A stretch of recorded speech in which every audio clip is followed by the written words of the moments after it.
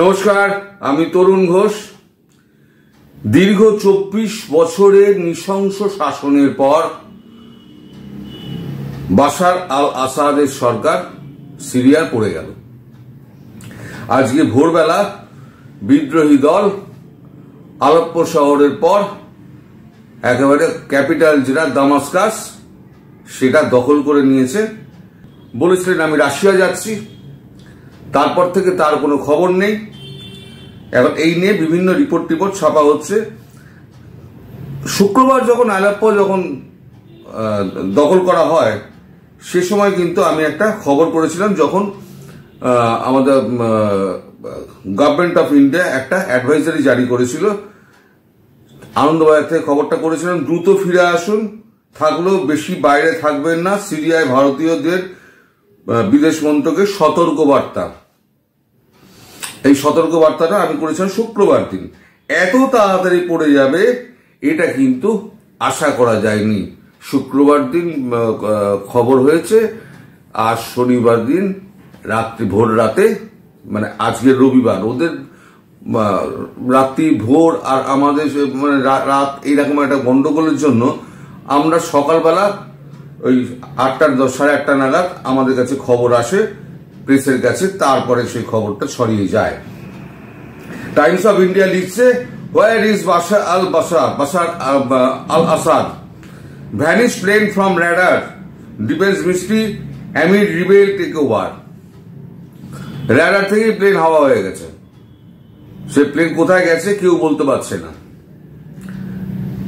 বাংলা যেটা লেখা হয়েছে ট্রান্সলেট করে, বাশার আল আসাদ কোথায়, রাডার থেকে নিখোঁজ বিমান, বিদ্রোহী দখলের মধ্যে রহস্য আরো গভীর।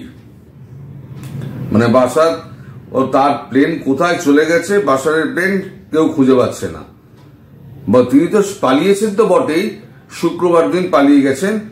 এখন বলা হচ্ছে পলাতক, তার আগে বলা হয়েছিল উনি রাশিয়া গেছেন, কিন্তু রাশিয়া এদিকে অস্বীকার করেছে, সেটা পরে বলছি। দামাস্কাস আর বাশার আল আসাদের নিয়ন্ত্রণে নেই, কারণ বিদ্রোহীরা আকস্মিকভাবে অগ্রসর হয় এবং সিরিয়ার রাজধানী দখল করে। আসাদের 24 বছরের শাসনের সমাপ্তি চিহ্নিত করে। রবিবার প্রথম দিকে দুই সিনিয়র সেনা কর্মকর্তা রিপোর্ট করেন যে আসাদ দামাস্কাস থেকে একটি বিমানে চলে অজ্ঞাত স্থানে চলে যান। তার ভাগ্য নিয়ে জল্পনার উদ্রেক হয়েছে। রবিবার নয়, এটা চলে গিয়েছে শুক্রবার দিন। আমি জানি না রবিবার কেন লিখলো, রবিবার তো আজকে। শুক্রবার দিনই উনি রিপোর্ট হয়েছিল যে উনি রাশিয়া চলে গিয়েছিলেন। সে সময় রাশিয়া কিন্তু কোনো মানে বলেনি, কিছু বলেনি। এদিকে আল জাজিরা বলছে খুব ঘোলাটে ব্যাপার। এখন কোথায় আছে আসাদ, কি হয়েছে, মানে কিসে কারা কারা গেল তার সঙ্গে, একার পুরো ঘোলাটে ব্যাপার। আল জাজিরা লিখছে, সিরিয়ার সশস্ত্র বিদ্রোহী বাহিনী বলছে রাজধানী দামাস্কাস দখল করার পর প্রেসিডেন্ট বাশার আল আসাদের 24 বছরের শাসনের অবসান হয়েছে।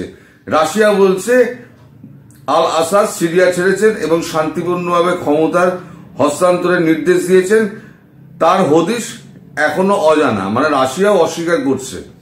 কিন্তু রাশিয়া আর ইরান পূর্ণ সমর্থন দিয়েছে বরাবর এই বাশারকে। বাশারের যে 24 বছরের শাসনকাল সেটা হচ্ছে নৃশংসতম শাসনকাল। তার যে কত লক্ষ মানুষকে সে মেরেছে তার কোনো হিসেব নেই। এখন সে কোথায় গেছে, তার যাওয়ার জায়গা কিন্তু খুব কম, কোনো দেশ তাকে জায়গা দেবে না। যাই হোক, বিরোধী দলগুলি দামাস্কাসে বিকেল 4টে থেকে ভোর 5টা পর্যন্ত কারফিউ ঘোষণা করেছে। হায়াত তাহারির আল শামের কমান্ডার আবু মোহাম্মদ আল জুলানি বলেছেন, সরকারিভাবে হস্তান্তর না করা পর্যন্ত সমস্ত রাষ্ট্রীয় প্রতিষ্ঠান আল আসাদের প্রধানমন্ত্রীর তত্ত্বাবধানে থাকবে। বিরোধী দলগুলি বজ্রপাতের আক্রমণে বেশ কয়েকটি শহর দখল করার কয়েক ঘন্টা পরে ঘোষণাগুলি আসে। এই প্রধানমন্ত্রী যিনি আছেন, এই প্রধানমন্ত্রী কেউ দেশ ছাড়েননি। সেই প্রধানমন্ত্রী হচ্ছে, এখানে লেখা হয়েছে, সিরিয়ার প্রধানমন্ত্রী দেশ ছাড়ার বিষয়টি অস্বীকার করেছেন, নির্বাচন নেতৃত্বের সাথে কাজ করার প্রতিশ্রুতি দিয়েছেন।